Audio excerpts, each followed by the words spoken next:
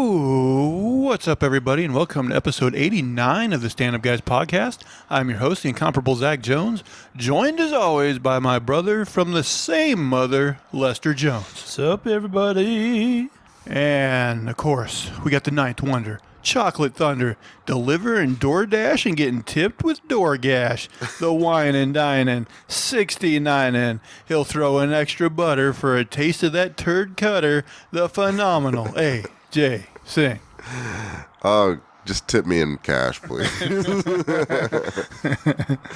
All right, what you knuckleheads been up to this week? What you been watching? What you been doing? Man, I couldn't help myself. I went ahead and started watching Moon Knight. Yeah, I watched the first 2 episodes. It was good. I liked it. It's more cartoonish than like other shows, I would think. Like this one's like a little bit more fun and silly, but Oh, I thought they would go a little more like serious route.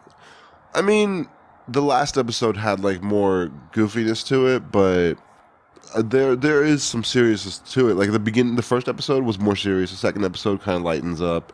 So I don't know where they're going to take it from here, but I thought it was fun.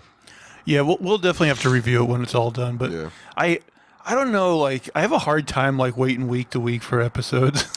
Yeah, I normally do too, but just so I have these several channels that I watch on YouTube that are like comic book related. Right. So like they're gonna go ahead and do the deep dive and like talk about the show. Yeah. So you're gonna hear about it anyways. Yeah. So I want to jump in because I think I kind of know, but what's the premise of the show? It's a guy with schizophrenia or multiple personalities. Okay. And he's basically becomes like connected to this Egyptian deity, and he becomes like an avatar for that deity and starts enacting its will in the world. Okay. Which deity do you know? Oh, Just- Khonshu. Khonshu. Yeah, I never heard of that one before. Yeah, I didn't either. But apparently there's like 9 gods and Khonshu's one of them. Okay. Yeah. Yeah, I haven't read like a ton of Moon Knight comics or anything, Right. but I did read. There was a run a comic writer Jeff Lemire did, and I like his stuff, and it's really good. So Oh, he did one on. yeah, Yeah, I like a lot of his other stuff. I would definitely recommend that Moon Knight series. It's really good. The character looks slick.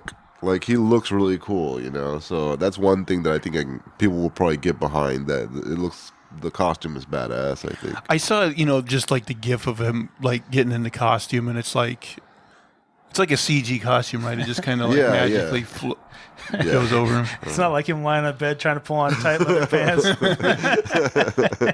Maybe one of his identities will have a really shitty suit like that. That reminds I me want of to see the Michelle Pfeiffer getting dressed as Catwoman, but that took a minute. that's what I was thinking about. Those Batman movies where he could like barely move his neck too. What a pain to have to do a whole movie like that. Oh my gosh. You know that scene in Batman Returns where like she's in the store and she like whips the heads off the mannequins? That does Like happen I to guess me. she like really did that. I think they said she like really did it in one take or something. Yeah, she did whip training. Whip training. The whip master. That was her training for that movie, whip training? Yeah, I mean, it is a skill. It takes practice. Okay. Yeah. I've seen like a professional whipper at I think it was like Ren Fair or some bullshit. But it's kind of impressive in a like you wasted your life kind of way, you know. I just know I'd end up with one of those like Indiana Jones scars on my face. My face, my beautiful face. There are also those guys who like are professional lassos. Like Yeah. I've seen people like, I don't know if this is in South America. That's like hula hooping for dudes. Yeah. Yeah. Like, I don't know if it's in South America or what, but they'll have like another dude like running from that dude who's on a horse, and he'll be wrangling up a guy. It was weird. It's crazy. Yeah. It would This be is what you do on the farm. it would be funny to have like a whipmaster type superhero that just like whip guys in the face, left hideous scars on them. It can't be worse than Hawkeye. You got the mark. Yeah. That's true. Although Indiana Jones is almost a superhero. That's true. Oh, that Ivan Drago or whatever. No, what was his name in Iron Man 2? Mickey Rourke's character. He had those like electric he had whips. like electro whips. Oh, that's right. What was his name? Oh, what is his name? I don't know. Is it but- Whiplash? Whippy McGee. Maybe it was Whiplash. Yeah, I think it was. Yeah. I haven't watched Iron Man 2 in a minute. Yeah, that movie sucked. Iron Man 3 and 2 were both. I never got. Two's watchable. Three's the worst MCU movie. I think What? I didn't like 2 and I fell asleep in the middle of 3. 3 is terrible, man. Yeah, 3's really bad. They don't learn their lesson. First one's fantastic. Like Thor, I had no hopes for that franchise either. I thought Thor and Iron Man were both just not great, but then they made Ragnarok, which kind of saved it. But Yeah, I've watched Ragnarok a few times. I actually think the original Thor is pretty good too. really, I like the first one, not the second one so The much. second one's definitely mediocre. I think they were good for their time period. Like in 2008, we didn't have like really good superhero movies. So like Iron Man and Thor coming out at that time was like, yeah, okay, let's see where this goes. And then it just got better. So at least that's what I think. Marvel. I still think the original Iron Man is like one of the best MCU movies. Okay. All right. I like the first Captain America the most, I think, when it comes to those older movies. Like those older Marvel movies. That one's pretty good. Yeah. I might like Civil War the best out of those ones. Yeah, Civil War's good. A lot of people say they love Winter Soldier, and that one I just thought was like okay. I don't love it. Like it's fine, but I don't know. Some people like really love it. I think I watched the first one and just was like opted out. Of the Captain America movies? Yeah. Oh, okay. We should force you to watch every MCU movie. A lot of them aren't worth it. A lot of them are though. What about this? Was it Morbius coming up? Oh, no. I've See, heard bad things. Bad now. things. Is it out already? Well, yeah. It just came out, and yeah, it's supposed to be fucking terrible. But the thing is, that's not really an MCU movie. That's one because like Sony owns all the Spider-Man properties. Oh, it's Sony. Yeah, They're trying you to need to know that ahead of time. the same people that made the Venom movies that I haven't watched because they look terrible. They're trying Rotten to Tomatoes. Are critics wrong about Morbius? They're trying to butter their bread with this cinematic universe, and they're trying to get in on it, but they're not really. Sony makes the shittiest superhero movies. Like, I can't Disney just give them an offer they can't refuse? Just fucking write that check and buy Spider-Man. Who cares what it costs? At this point, you're hurting yourself by trying to keep these characters and making these movies. Like, if you're just going to make crappy movie after crappy movie, people are going to be like, well, Sony just can't make a movie. The sad thing is, though, is that Morbius made decent money for its budget or whatever. It's definitely going to. Yeah, Rotten Tomatoes 17% critic score, 70% audience score. Those kind of discrepancies are. The audience is very forgiving, I think. Yeah, I think so. Especially because the other movies in the universe kind of help you digest what you're getting in Morbius, because you're like, okay, well maybe it's part of something bigger, they're talking about bringing back the Sinister Six to fight Andrew Garfield as Spider-Man. Ugh.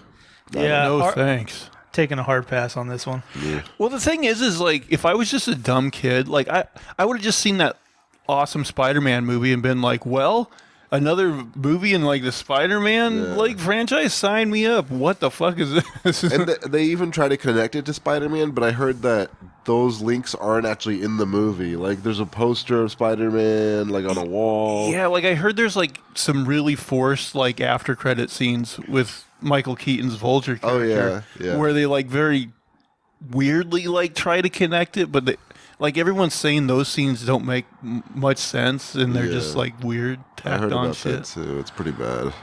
Yeah, and the movie itself, they forced it to be PG-13, so there's no blood in a vampire movie, and there's supposed to be gory looking shots, in the sense that people gurgling on their blood, and he's moving and cutting their throats and stuff, but there's no blood, I mean, some of these properties, I feel like you do need some nuts. Yeah. I don't know. That part doesn't bother me so much. I mean, look at the Batman movie we watched. It was PG-13, and there was a lot of violence in it. But that one, they actually showed violence.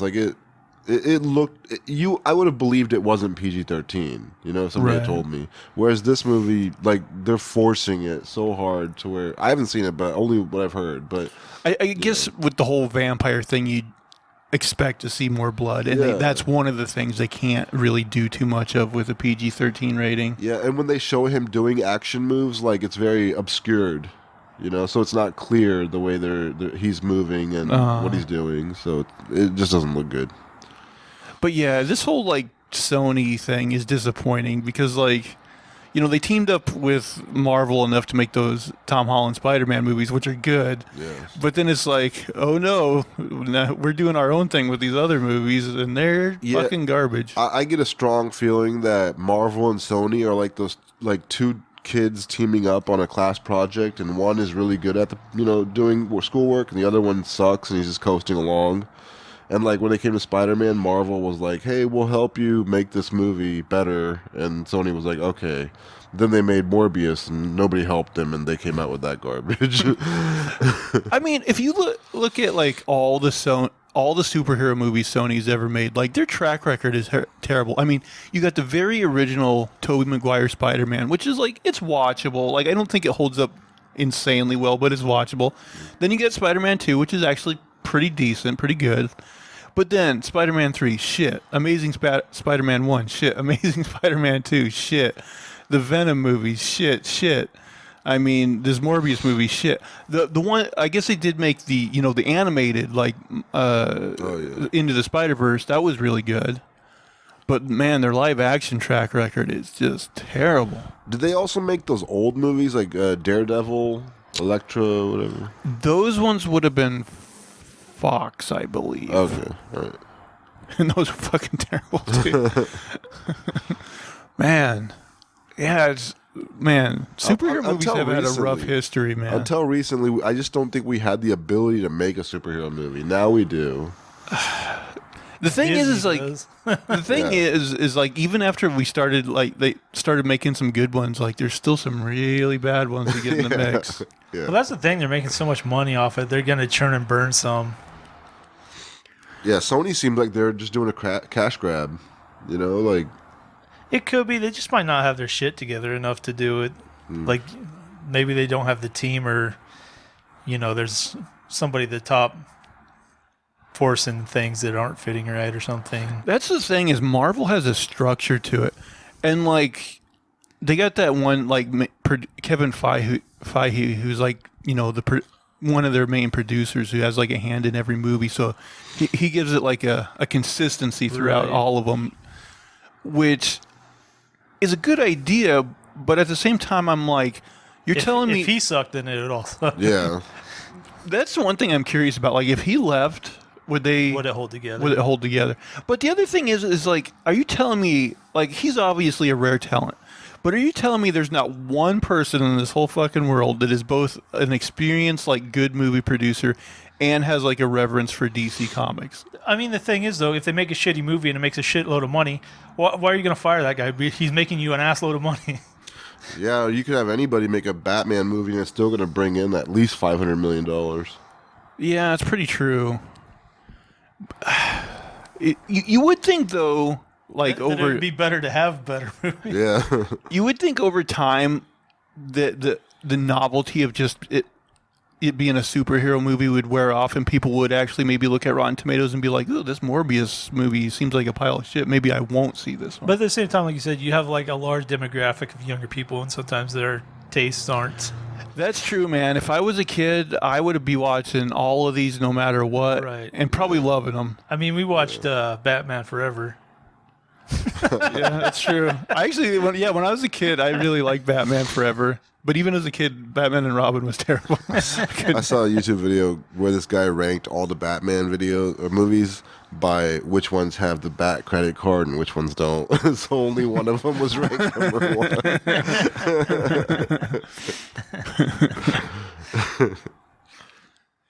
Yeah, what a weird choice to go so campy with those movies. Yeah. Like, who was asking for that? Like, nobody. But that does fit with, like, the whole 80s and 90s theme. Like, they did have, like, really campy action movies.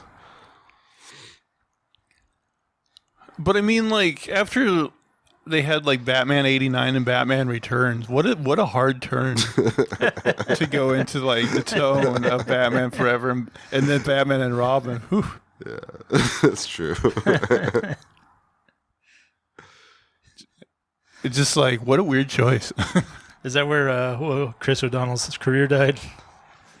I mean, I think that was definitely like the peak of his fame. Right. And he still acts like he does TV in one of those like NCIS shows. Oh, I thought you were going to say Hallmark or Lifetime. That wouldn't surprise me romance. if he's done a few of those as well. But They like, totally shoehorned Alicia Silverstone's character into that movie too, like just to have a love interest for Robin. Oh, I vaguely remember. It's been ages. Oh yeah. I saw her in something recently where she was like middle-aged, and I know she'd pretty much quit acting. I forget what the hell. yeah, I haven't seen her into something in ages. Yeah. Oh, I watched that the Killing of the Sacred Deer movie. How was that? I've considered watching it. Not great. I wouldn't put it at the top of your list. Okay. Fair enough. But yeah, I was a little surprised. I was like, "Is that her?" But yeah. The last time I Pretty sure heard at least. the last time I heard anything about Alicia Silverstone is like the paparazzi took pictures of her and she was like baby birding food into her kids' mouths. Yeah, I mean, that's parenting. You do weird shit. No, that's gross parenting, man. Like- That's fucking gross. Yeah. It's like, you don't want to eat this? Open up. Here comes the daddy bird. That kid's gonna grow up and beat her up one day. This is for what you did. You're talking to other kids. Yeah, doesn't your mom do this? No, man. Just a cold. He just comes back from school. You lied to me, Mom. You said everybody does. Now give me a drink of that boob milk. Tired of your lies. Remember, like, ages ago, there was like I want to say it was like a Time like cover Yeah. where like there's like this like 8-year-old kid like just standing like On a step stool or something. was he even on a step stool? I don't know, but he's like drinking milk from his mom, and they're both basically just standing there. Yeah. I was like, yeah, he's probably a little big for that. Yeah. But yeah, he's probably killed himself by now. That is a thing. Like some moms, like weirdo moms, like breastfeed their kids way too long. Yeah. And, Maybe it keeps the milkers big and heavy. I don't but know. the thing is like even if they're like, well, I believe that the milk is good for them, like they could pump it and still give it to their kids. The fact that they're going straight from the breast when their kid's like 5, Right. like they're getting something weird out of it. Yeah, if it's you don't want to get into puberty with that going on. That's going to cause some issues. But do you know there's also these class of like couples where like women will let like their husbands or whatever like suck their breast milk for like years or whatever, you know, because they're into it. I saw like a weird like dating profile once where that was somebody's. She put that on there. She's like, I'm looking for a relationship where, you know, dude will like drink my milk like 2 or 3 times a day. He's like, well, if you'll return the favor. Yeah. She didn't write back.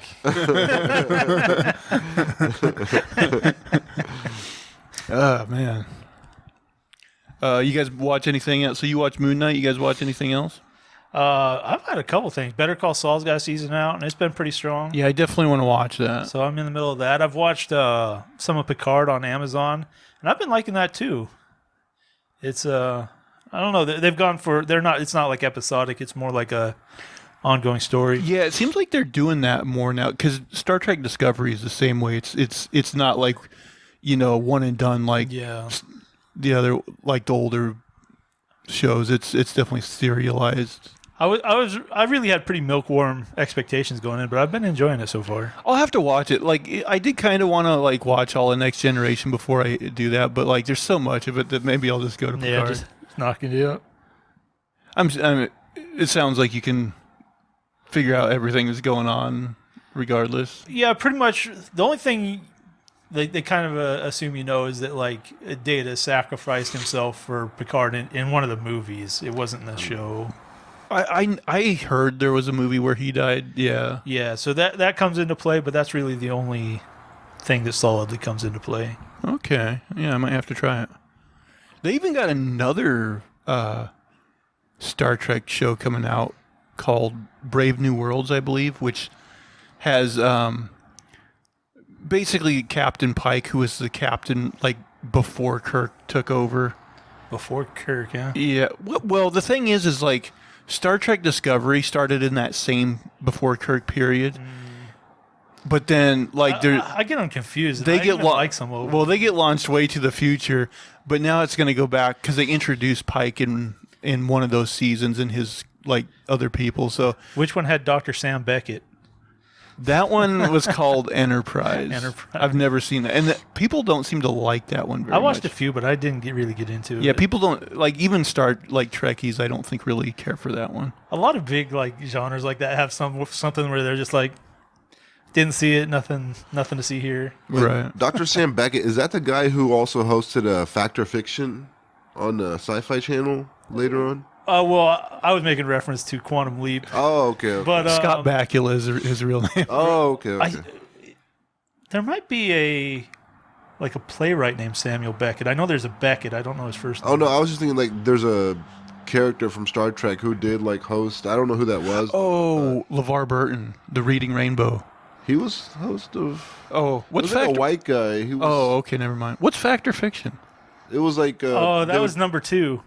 Riker. Oh, yeah. Riker, yeah, it was like a mysteries type of show. Yeah. Yeah, I remember that now.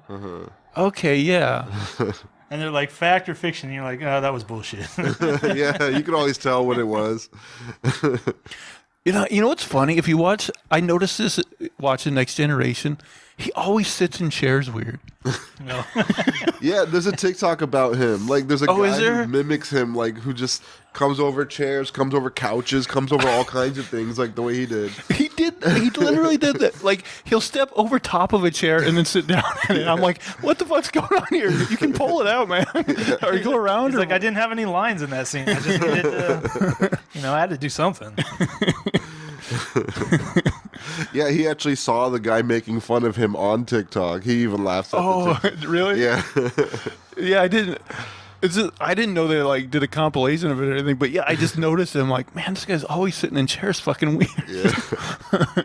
He's like, I'm gonna make my presence known. Oh, he wasn't number 2. He was number 1, right? Number 2 is a gold member or something. Number 1, Make yeah. it so. I don't know who number 2 would have been. Data might have been number 2.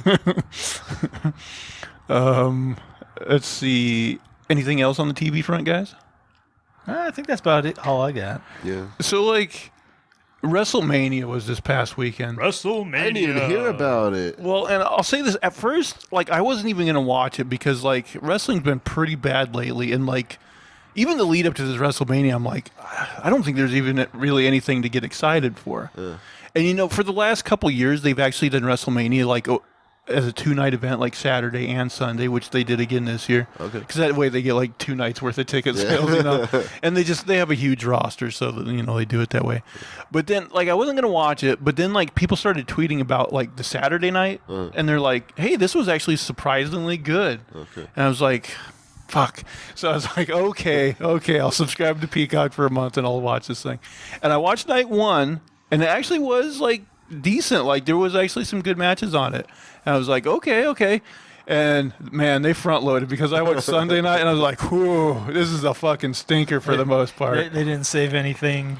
I mean, they saved, like, the main event, which was, like, Roman Reigns and Brock Lesnar, which I was kind of... they had a decent build-up to that match, but, like, it ended up not being a great match. Yeah. Like... and all the other stuff before it was just like not very good. So, have you heard anything about Jake Paul doing wrestling? He was on that event. He was on that. Okay. Yeah, he was on the Saturday night show. Okay. I heard he like did not get a positive reception. Well, I mean, I don't think people like him in real life. Yeah, He's kind of a douchey guy. Yeah. But he actually did like. you could tell he actually put the work in, and he did like a decent job in the ring, a lot better than some of the other like celebrities that had get in the ring in prior years. So I think people were like praising like his in ring like work, but yeah, I don't think people necessarily It's just like him. the spillover from they don't like him. That's all. I think so. Okay. All right. Yeah, he seems like a douchey guy. So I watched that, and since I had Peacock, like I just was exploring that app and I tried this show I'm watching called AP Bio, which is like a comedy that has that guy that plays Dennis on Always Sunny. Okay. Glenn Howerton. Glenn Howerton, yeah. And like it's okay so far. Like it's funny sometimes, like but I think it's a show that's already like done with. I think it's like 4 seasons or something, but I think it already ended. But like it's decent. I'll probably go through and watch it all. But I watched some of it. It's almost like he's playing the same character as Dennis, like in that show too. he is like similar, isn't he? Kind of a shithead, but probably not quite as bad as Dennis. Yeah. But like,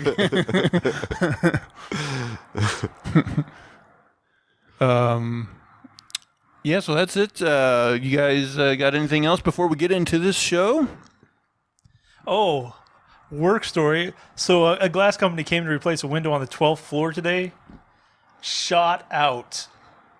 Somebody shot a 12th floor window. Well, that's comforting. Like from the ground floor, they just shot at the window. I'm assuming it was shot, from the street light level. It's a secure floor. Or another tall building around or something. Possibly. I wouldn't think so because you can't. They're not really windows that open on skyscrapers. And I hope the homeless people don't have guns. That'd be a real bad situation. Some of them do. Oh, I'm sure a lot of them do. Oh boy. They gotta protect their carts somehow. Yeah, no, I've definitely seen people with knives and saw a dude with an antler. He was sleeping with an antler one day. I was like, this is some savage shit. Like, don't fuck with somebody carrying an antler. Dang. It's like prison rules out there. I was stabbed with like a fucking moose rack. Yeah. The third one this week. They're like a monkey's paw. You never fucking know, man. There's some crazy fuckers out there. All right, should we get to it now? Sure. All right, so anyone who hasn't listened, we're going to go around the table. Everyone's going to bring a random crazy news story to the table, and we'll see if we can't make something funny and or entertaining out of it. And as tradition dictates, we usually start with AJ. So AJ, what do you got for us this week? All right. Man freaks out after sending STI results instead of cover letter in dream job application. Yeah, I had this as a possible. A man freaked out after submitting his STI results instead of his cover letter in an application for his dream job. Watch him recount them. Oh, it's a video. I just want you to know I'm STD free. Jacques Paul from Haringey, London, had been job hunting for around 18 months when at last an exciting opportunity arose in a digital marketing role at a big consulting firm. The 27-year-old duly spent hours filling out the application and putting his best self forward, but it was only after hitting submit that he realized he had made a crucial error. You get an email confirmation of your application, and it said to log in to see the status, which I did, he recalled. I wanted to make sure everything was okay. Then I saw the PDF of the STD results and freaked out. Jacques had meant to attach his cover letter, but instead shared the results of his sexual health screening. Oh dear. He messed up. On the plus side, his results were negative, so if he'd been applying for a role as a porn star, the attachment would have helped his case. But with it being a role in digital marketing, not so much. Jacques fears the employer may not have even known it was a mistake, instead assuming that he thought, here's another good thing about me, I don't have any STDs. The cock up occurred about a year and a half ago and was rejected within 3 days of applying. He said, I put a lot of thought and time into applying for this. You have to make sure your CV is adjusted. You write the cover letter. I proofread everything, then effed up at the end by uploading the wrong thing. I couldn't change the application, and the only email that was on the website was IT support. I wasn't going to make it a bigger deal than it already was. I freaked out and just waited, hoping there was a very nice, sensible human on the other side seeing it and knowing it was an honest mistake, and they'd reach out and for the actual cover letter. But that obviously didn't happen. Within 72 hours, I got a standard message saying they weren't proceeding with my application. He's able to see the funny side of the mishap now, though, having since landed a new job, and he decided to share his story on TikTok in a bid to destigmatize sexual health and importance of getting tested. Yeah. Pretty sure I told this story on here before, but I worked with this kind of doofy 300-pound guy, and he was like super like Elmer Fudd type, but he had to email some paperwork to HR, and somehow he sent him like naked pictures of his girlfriend.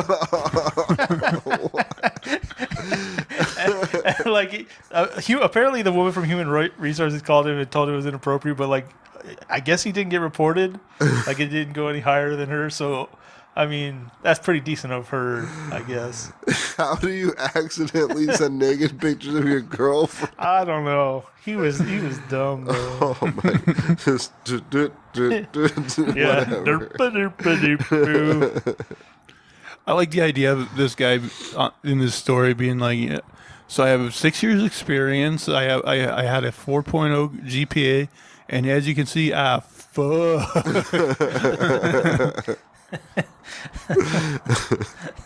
Hoping some hiring manager really needs a little piece of egg. I'm good to go, guys. I won't slow down the office orgy. No AIDS on this guy.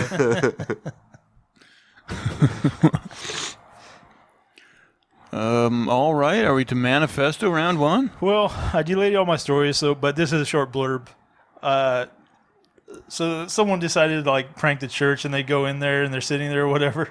And basically, it sounds like they didn't do anything for the service. But when they pass the plate around or whatever, he put a $20 bill in there. But then when they went to count it, it just opens up and it had a lecture on evolution.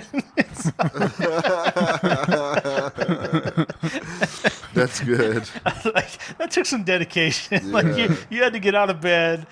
You had to have this printed out. You go in there. Go into the church.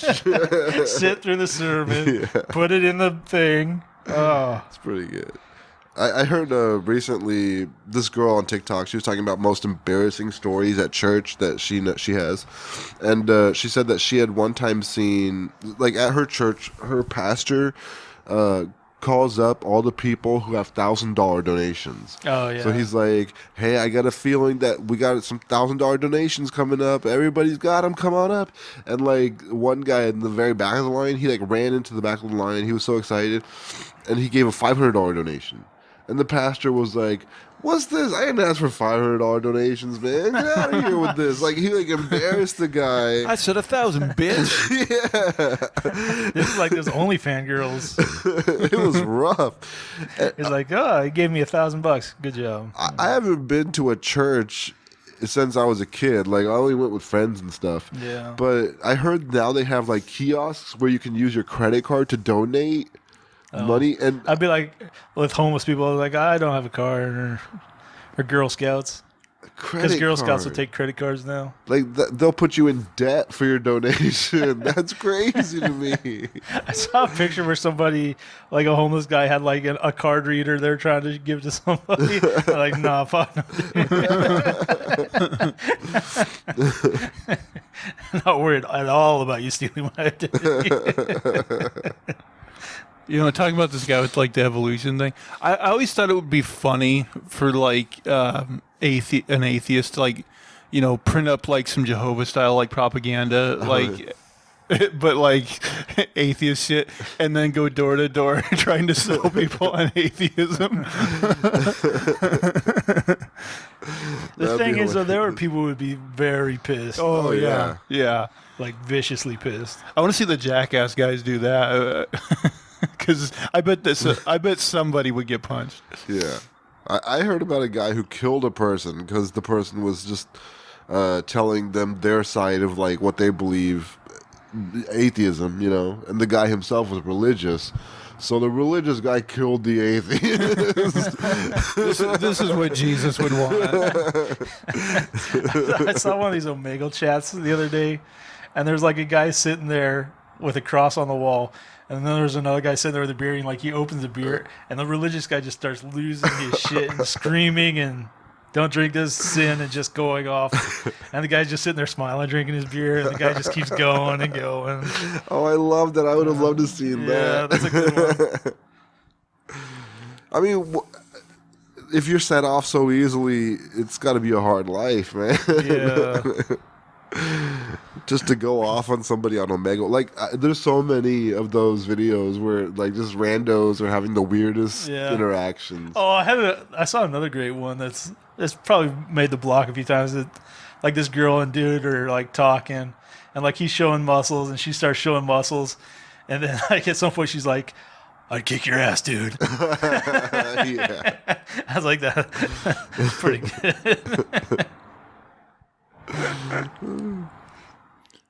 Anything else on that one? No. Flipping through to see if I have anything else in there. I found another list article here. So this is 6 of the most bizarre heists in recent history. Yesterday we brought you this strange story about the Great Canadian Maple Syrup Heist, which I've heard of, but I'm not going to read. As we were writing it, we got to thinking, what other strange heists have there been? As it turns out, crooks around the world have pulled off pretty dang weird cons and heists. They aren't something you'd see in Ocean's 11, but a lot of these stories would still make for great movies. So without further ado, here are the 6 of the most bizarre heists in recent history. Number 1, the German chocolate heist. Canadians apparently aren't the only ones pilfering truckloads of sweet stuff. In 2017, thieves made off with an entire semi-truck trailer in the town of Neustadt, Germany. Inside the trailer was no less than 20 tons of Nutella, Kinder Surprise eggs, and various other chocolate products. In total, the load of chocolate had an estimated worth of $82,000. According to German police, the crooks would have needed a whole truck off their own to pilfer the trailer. What we don't know is whether they knew the trailer was loaded with chocolate. Bizarrely enough, on the same weekend, another trailer carrying $70,000 worth of fruit juice disappeared in another German city. How do you even sell that off? Maybe German criminals just like their sweets. Yeah, I know. It's like, do they have a chocolate fence? Like, the There's like a chocolate will middle last school. a while, but, like, if you have a semi full of juice and you don't have, like, you know, an entire set of supermarkets you sell to. It's just this guy eating Nutella sandwiches, washing it down with juice. It just sounds like they're getting hit up by kids or something. The next one, the Amsterdam cheese slicer heist. You don't always need to steal tons upon tons of things to make the headlines. Sometimes you just need to slip away with a single expensive and weird item. Case in point, the Amsterdam Cheese Museum was shocked in 2015 when thieves stole a cheese slice. I think it means slicer, held on display at the museum. But this wasn't just any utensil. It was the world's most expensive cheese slicer, worth approximately $28,000. The ludicrously valuable Bosca Holland slicer is made of platinum and covered with 220 diamonds for some reason. We sort of doubt the crooks will be using it to slice their Gouda. I mean, yeah, why would someone make that? Yeah, bullshit? I thought it was like just a really impeccable machine. I thought it was going to be like an industrial, like, just cutting, like, big old things of Parmesan all day or something. No, it's just Encrusted. it's something like a rapper would buy. Look at my cheese grater. Next, the Agricultural Bank of China heist. There's nothing particularly weird about how this heist was carried. In 2007, Ren Zhaofeng, a manager at the Agricultural Bank of China, stole $26,000 from the bank with the help of 2 security guards. What's bizarre is how Ren decided to cover his tracks. He used the money to buy lottery tickets in the hopes that he'd win enough money to cover up the theft and still profit. And what do you know? The plan worked. And if it worked once, it's bound to work again, right? Not so. For his second attempt, Wren stole $4.3 million and blew almost all of it on the lottery, only to get nothing in return. Desperate, he then stole another $2.3 million to buy more lottery tickets, only to lose everything again. How was he stealing this much? With the help of security guards at his bank, I guess. But Well, it seems like he had a pretty good thing going. well, it said the first time, he won enough that he put it back and still had a surplus. But how he did these other ones, and he must have done them in quick succession, I guess. I don't know. At this point, Chinese authorities noticed the missing funds and promptly arrested and executed Wren. So not a happy ending for that guy. Yeah. Next, the Czech bridge heist. Stealing a bridge sounds like something a villain in a Saturday morning cartoon would do. But it's also something that a gang of Czech criminals with a bunch of power tools would do. In 2012, a crooked crew swiped an entire bridge from the small town Slavkov in the Czech Republic. This wasn't some small They cocked that up. Yeah. This wasn't It's some sister city, Slobnob. This wasn't some small wooden bridge either. It was a 650-foot long behemoth of a railroad bridge weighing 10 tons. Not only that, they carried the crime out in broad daylight. The criminals forged documents stating that they were a work crew tasked with dismantling the bridge so that a new one could be built. Take a guess for how much the gang managed to sell the tons of metal for. That's right, they got an astronomical sum of about $6,300. You have to wonder if it was even worth the effort. I mean, How many days did it take? Just one? I'm not sure. I don't think it tells, but it does seem like a lot of work. Yeah, for $6,300. Yeah. I've And heard of a con man selling I want to say the Golden State Bridge. He took bids to sell it as scrap. And I think he actually did it 2 times. The next one, the Russian church heist. How do you top stealing a bridge? You just have to think bigger and steal an entire church. We're not kidding. In 2008, Russian criminals took apart and sold off a 200-year-old church in the village of Kamarovo. Now, the church naturally was out of commission. Otherwise, worshippers might have noticed something weird. Additionally, the village is so remote that thieves could work undisturbed as they dismantled the 2-story building brick by brick. By the time anyone noticed the theft, all that remained of the church were the foundation and a couple wall sections. Bizarre as church theft sounds, it's apparently not that uncommon in Russia. The religious artifacts and building materials sell for a hefty price. I could see maybe some statues or something selling for money, but who just would pay big money for a piece of a church? I mean, are they just reselling it as building material? I don't know, because it says it sounds like the things that get the most money is religious artifacts. But maybe a combination of the both. I don't know. And then the Philadelphia bug heist. We can't top a church in scale, so let's wrap this list up with something else. Something smaller, something with more legs. In 2018, a gang of thieves targeted the Philadelphia Insectarium and Butterfly Pavilion. They made off with some $50,000 worth of loot, but it wasn't money they took. Instead, they stole more than 7,000 insects, spiders, and reptiles, including a 6-eyed sand spider. All in all, the criminals pilfered some 80% of the museum's animal collection. The crime got caught on security cameras, which indicated it was an inside job. And it had to be. Who else but bug experts would even think to pull off a heist like this? Yeah, I'd be like, oh shit, it's on me. I just picture I'm that. out. Yeah, that's what I'd steal them and then it'd be covered in spiders. But this is horrible. I just picture that fat guy from Jurassic Park who stole the dinosaur DNA or whatever. Oh, The embryo. right. Newman. So yeah, that's it on that one. Some weird heist. What do you got for us, AJ? Story number 2. Let's see here. All right, this one's kind of stupid. Driver crashes 250,000-pound Ferrari after driving it less than 2 miles. The driver didn't even get their 2 miles in their new car. It was supposed to be their pride and joy, but instead it's now a mangled wreck. This is the aftermath of a very expensive crash that happened earlier today. It shows a £250,000 supercar that crashed on the same day that the owner bought it, just 2 miles away from the dealership. The luxury car is believed to be a Ferrari 488. Photos shared by police show the front bonnet crumpled with scratches all across. I mean, basically, this guy's a dumbass. The owner was uninjured. Yeah, just wow. I mean, you probably are loaded at this point. Like, you could probably pay for it, but that's just... Wow, you 250,000 car, you crashed. I don't know if it's the same over there, but like here you have to have like full coverage before you can drive off the lot. Can you imagine like writing that policy and 2 hours later the dude calls you? He's like, yeah, you're in it for about $250,000. Oh my gosh! Wait, so you have a policy on this car? How much are you out? Like if you crash it, like you still have to pay the down payment, and then. Or the deposit, and then...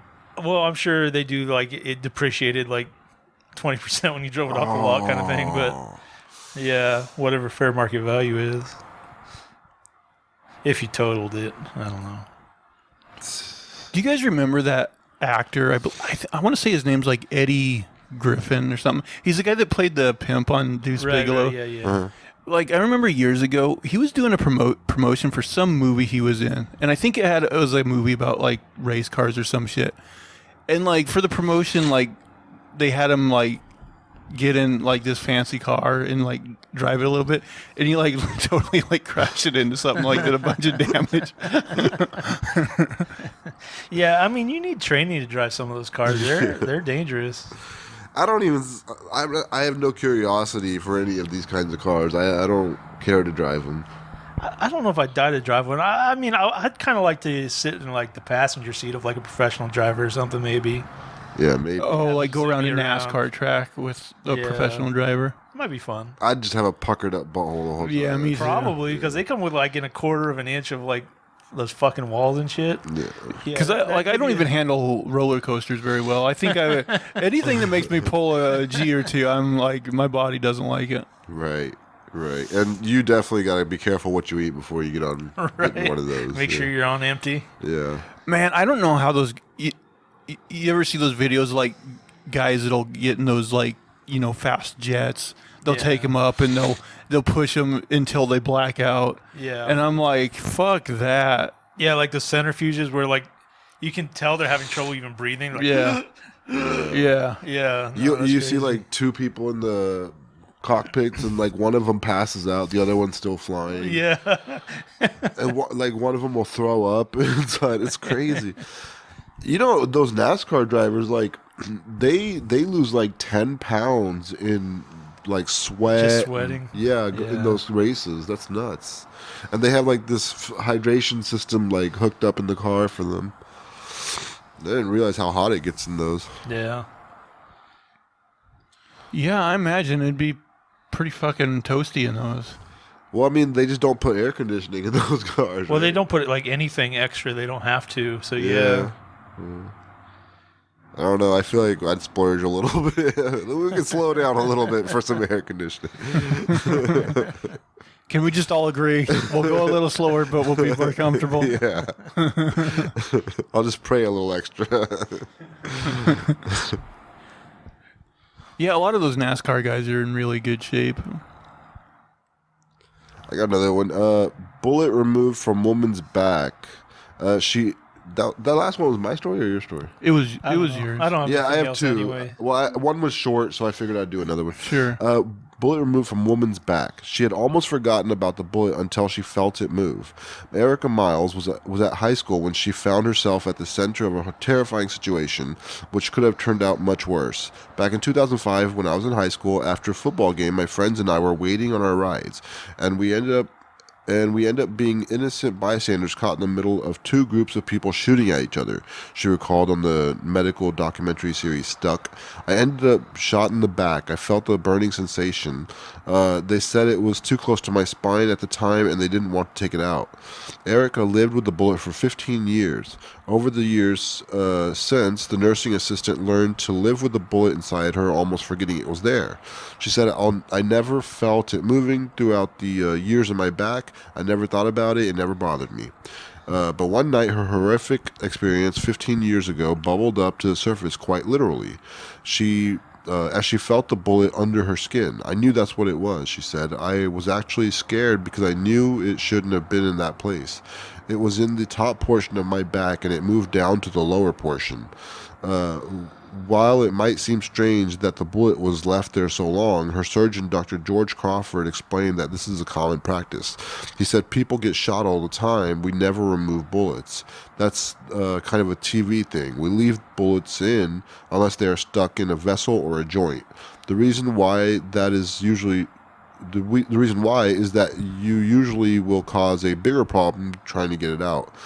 He continued, the body will get rid of it on its own the majority of the time. The problem is when it gets to the surface, that's when it starts to cause pain. In her, Erica, this started causing a significant amount of pain, so we decided to take it out. Dr. Crawford freed her of the bullet after so many years.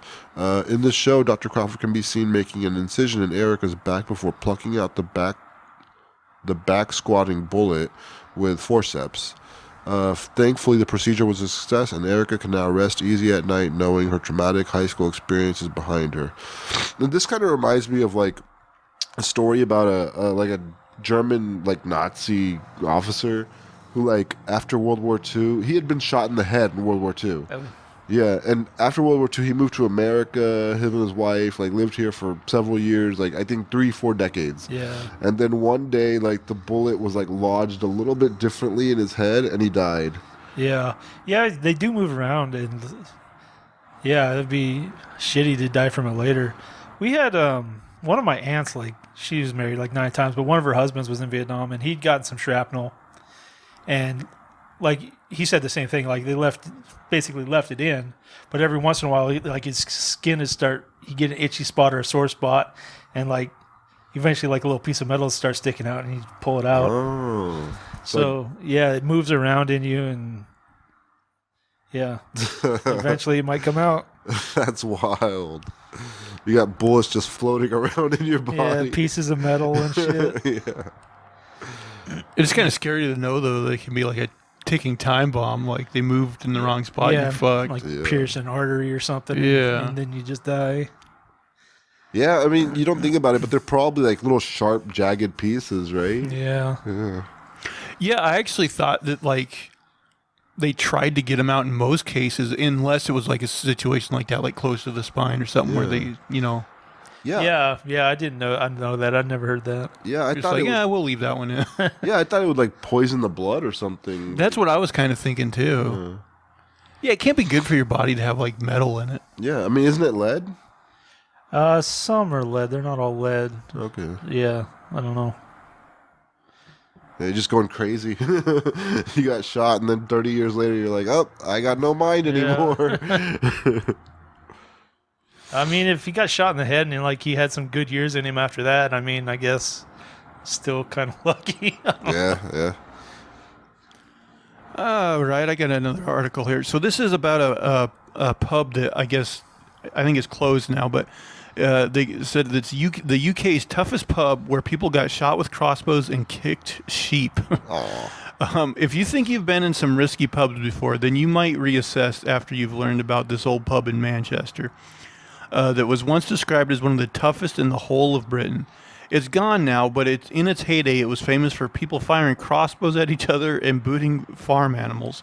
Yes, you read that right, but we'll get to that story later. The pub used to be in the central Manchester area of Collyhurst and was called Billy Green's.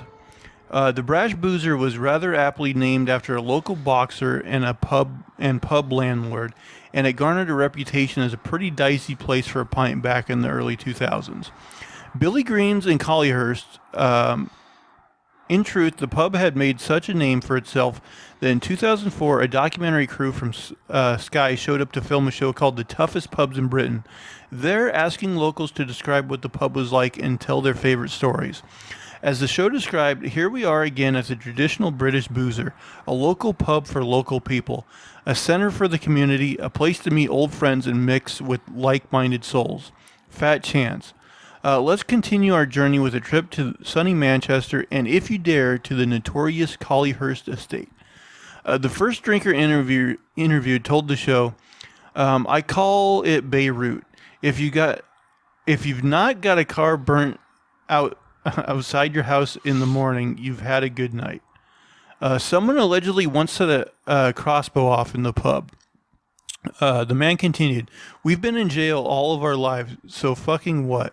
You win some, you lose some. I've been stabbed 8 times, mate. 8 times and survived. One drinker really opened up the taps with this tale. The funniest thing I saw in this pub here was a mate of mine coming back from United and Leeds away. Coming back from the game, they've nicked the sheep off the moors. They brought the sheep back to the pub on a lead. This other guy who was in the pub booted the sheep, and his mate had a crossbow behind the bar. He shot the crossbow at the guy that booted the sheep, and it went right through his arm. And he's wriggling about on the floor. So you've got like a sheep on the floor there, and you've got this geezer with an arrow in his arm. That's the funniest thing I've seen in here. We all just hit the fucking deck, mate. It was just like so funny. It was like, wow. That guy's dying. Unfortunately, Billy Green's closed for the final time in 2011 and was bulldozed into a patch of wasteland shortly afterwards. Whether that's a good thing or not, you can decide.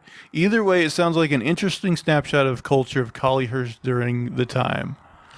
I feel like any place that serves alcohol is an unsafe place automatically. This just had like more delinquents, I guess. Yeah. There are some establishments that are known for being a little rough. Rougher, yeah. I avoid those kinds of establishments. Yeah, I don't know why people want to meet up and like be in those kinds of places. You got to be you have to have different breed. You have to have a crew if you want to do that. You don't just show up and be like, "Who the fuck are you?" Yeah, you can't be like some loner new guy. Be like, "Hey, I'm just here to get a drink." How's it going, fellas? Yeah. What's good here? You got to be one of those guys that loves to fight, or at least expects to get in a fight. Yeah. You didn't come up with another story for us? I got Bub and Kiss. I mean, I do have another one. It's not very entertaining, though. What's our time at? We could use about another 5 minutes. I got a couple of okay stories. Okay, yeah, let's go for it. Let's go out on okay. Delta pilot lands jet safely after cockpit windshield cracks. The pilots on a Delta Airlines flight from Salt Lake City to Washington, D.C. decided to bring their jet down in Denver after the cockpit windshield shattered above 30,000 feet. I was like, this guy sounds like a good rider. Let's go how our Freudian words in one sentence. The crew father's penis. No, the crew repeatedly told passengers to remain calm until they landed. They came on the loudspeaker saying that the windshield. That was not a Freudian.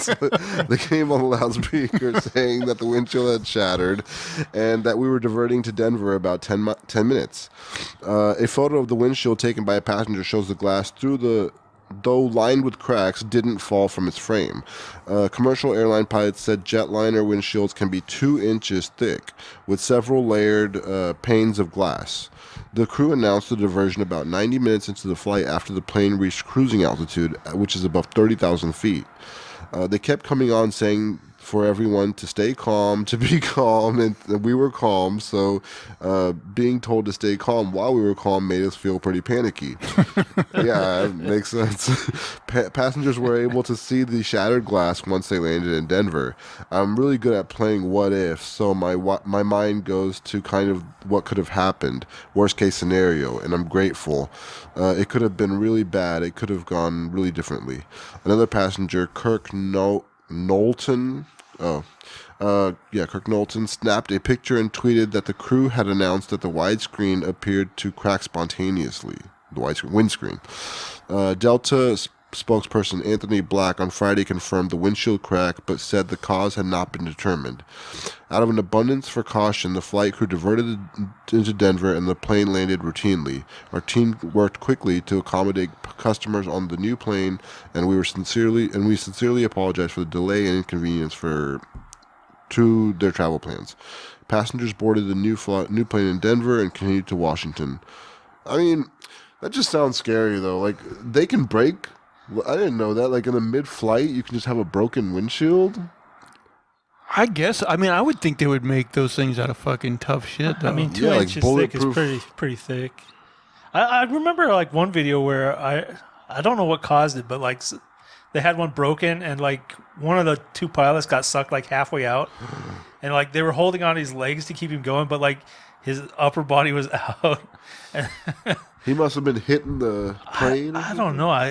Did he survive? I think he did survive, but they had to land, and I don't know. I don't know if he did survive that one. I might have to look it up again. That's nuts. But there was another one where they went up, and like the top half of the fuselage ripped off, and like I think one stewardess got sucked out, and like everybody, and then they actually landed that one. But like, yeah, half the plane was gone. I don't know how you land a plane in that situation. That's crazy. That's nuts, man. To be like thousands of feet in the air, falling apart, and you still get that thing to land. Yeah. So basically what you're saying is fuck that light that says it's safe to take your seatbelt off. Yeah. I'm staying buckled. I'm so fat that I don't even bother unbuckling it. I just stay buckled because I'm like, it's going to be a pain in the ass putting it back on later. But yeah, there's a few horror stories out there. Something to be afraid of next time you go flying, guys.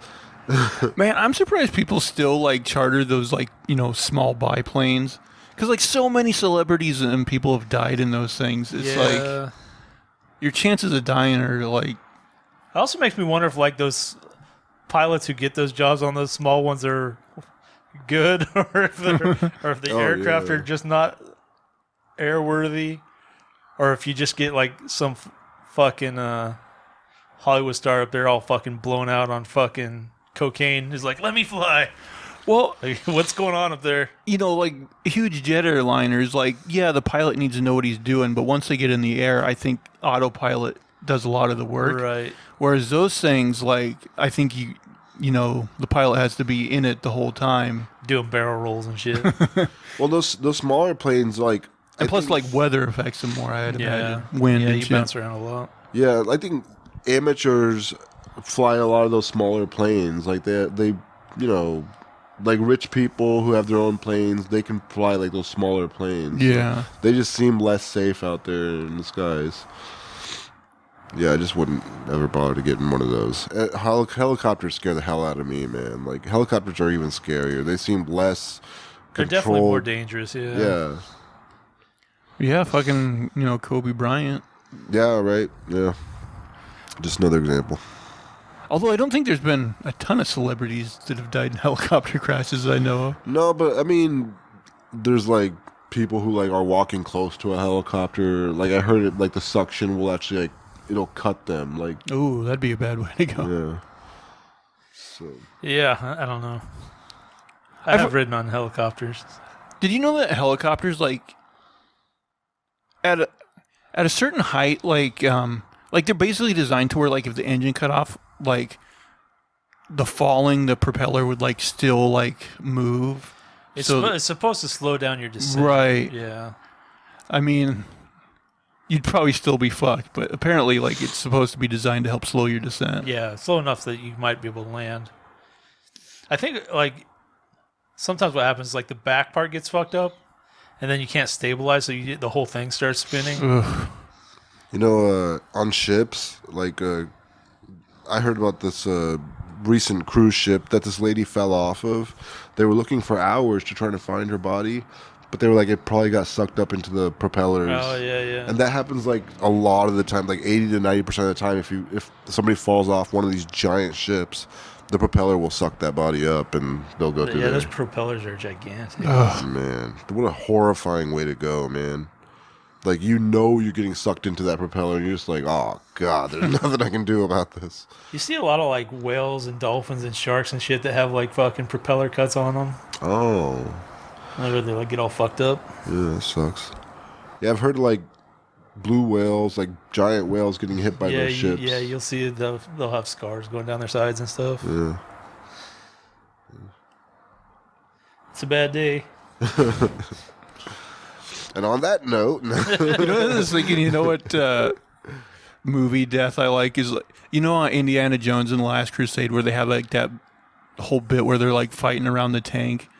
And, like, there's that guy that just gets, like, caught on the tank tread and, like, goes over and runs him over. We were talking about the thing. I was thinking of that airplane, like, propeller on that other fight, Indiana Jones. Where he gets knocked into the airplane propeller. Ooh. Oh, yeah, on the first one, yeah. Actually, there's the... on the Last Crusade, there's the part where the guy almost gets it, like, in the ship propeller, too, like... Because they're in the little boat, and it's, like, you know, chopping. I'm prepared to die. Right. Or my soul is prepared, or something like that. Yeah. Fuck, I love that movie, man. Yeah, that's a good one. Love that I don't movie. think I've ever seen it. You've never seen Last Crusade? I don't think so, no. Holy shit, dude. I've heard all the references. One of the best movies of all time. Like, definitely in, like, my top 5 movies of all time. All right, I'll look for it streaming tonight. Oh, it's so fucking good, man. Yeah. I'll let They're you not guys racist know. against Indian people in that one. Oh, I like that one. It's all about Nazis. It's already my favorite Indiana Jones movie. Have you watched any of those movies? I watched Temple of Doom because, like, my family, we're dumb. We thought, oh, a movie about India, that's great. Then we watch it, we're like, yeah, that's not a good look for us. Choose monkey brains. Yeah, we're like, man, why did that dude take that role? You know, a lot of people claim that, like, you know, Raiders of the Lost Ark is the best one, and I'm like, I don't get it, man. I think Last Crusade is leaps and bounds the best one. I even like Temple of Doom. Even though Temple of Doom has some silly shit in it, I think I like it second best. Yeah. I've seen it a million times. Yeah. When I was a kid, I didn't know it was racist. Sorry. Yeah, I think I like Temple of Doom better than Ark of the Covenant too. Which one? Raiders of the Lost Ark. Raiders of the Lost Ark, Ark of the Covenant. Raiders of the Lost Ark. That's the one where they get their faces melted off. Right. Yeah. Okay. Right. That one's not that good? I'm not sure how he pieced together that you weren't supposed to look at it. Whatever you do, don't look at it. I heard that if you really look at it, that storyline doesn't. None of it has to happen. Right. Yeah, I've heard that too. Like, they say that Indiana Jones, like, has, like, everything that happened would still happen if he didn't do anything. Yeah. Which I've never watched that in enough detail to know if that's true, but probably. It's like, I just wanted to melt some faces. Because that's the thing. They would have still gone to the same place, opened it, and got their faces melted. Yeah. I mean, that movie's totally watchable. I just don't understand why people put it up as high as they do. Yeah. Well, if you think we're wrong about Indiana Jones, you should comment below and let us know. But besides that, make sure to go ahead and subscribe to the YouTube channel. Subscribe to us on your podcast service of choice. Thumbs up, all that good stuff. Positive reviews. And go ahead and bother us on Twitter as well. Guys, where can people find you on the Twitter? I am at a name for this too, and that's the number 2. At Unsolicited, SUG. And you can, of course, find me at Zach Jones Live. That's ZachJonesLive. And that's going to do it for all of our shenanigans and poppycock this week. Please, please, please tune in again next week. Bye, guys. Take care. Have a good one.